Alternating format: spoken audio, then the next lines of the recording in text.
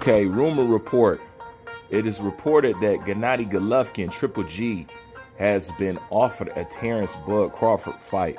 Whether this rumor is real or fake is really not the point. It's amazing that this rumor is even getting reported on as a rumor. That's what I find amazing. It doesn't matter if it's real or not. It's the fact that it's even getting reported on. You know? Like, why is that? And why now? Why do we keep trying to pull these boxers up out the recycling bin? And why try to pull somebody like Triple G out, or even suggest or even have a rumor like this to fight somebody like Terrence Crawford? Why are we doing that when we have a whole league full of boxers? Is it that bad? Has so many people ducked? Are you guys so reluctant to give him a Canelo, Ortiz, or whatever he want fight that y'all want to pawn him off to somebody who's been retired and has been spoiled like milk for quite some time? And let's say the fight was to take place.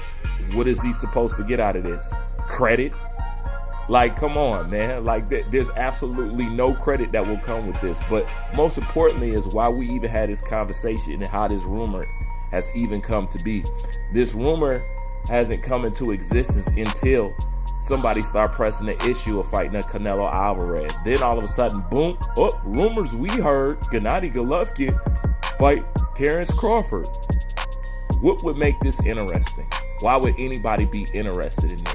Once again, like I always say, with certain stuff that people do, what is the point? What are you trying to sell here? How could you sell that? Now, don't get me wrong.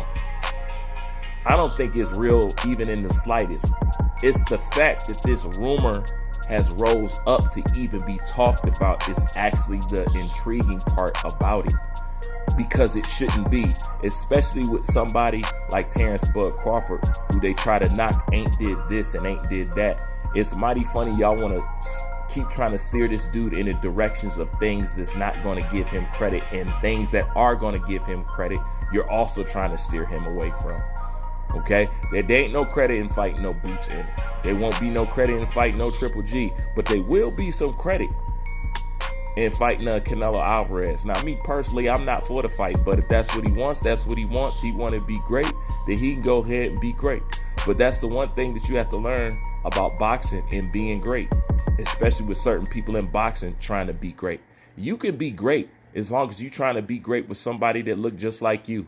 But if you're trying to be great outside that color spectrum, that's when you're going to get shut down. That's when you're going to get redirected. That's when you're going to get redirected towards a Gennady Golovkin. That's when you're going to get redirected towards a Benavidez or some stuff like that. You can be great as long as you're trying to be great against somebody who looks like you. But the second you really try to climb that mountain and be great, how people claim that they want people to be, they don't want you to take that route. And that's when you're going to understand about boxing.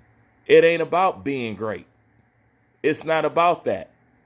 Okay? Because when you truly try to pursue greatness in boxing, you see what we get. Shut down. They don't want that. They didn't want Errol Spence versus Terrence Crawford. They didn't want that. They don't want no Crawford versus Canelo. They don't want that. They don't want to see no Gervonta Davis versus Lomachenko. They don't want that. Like I said, you could be great as long as the person you're trying to be great against look like you.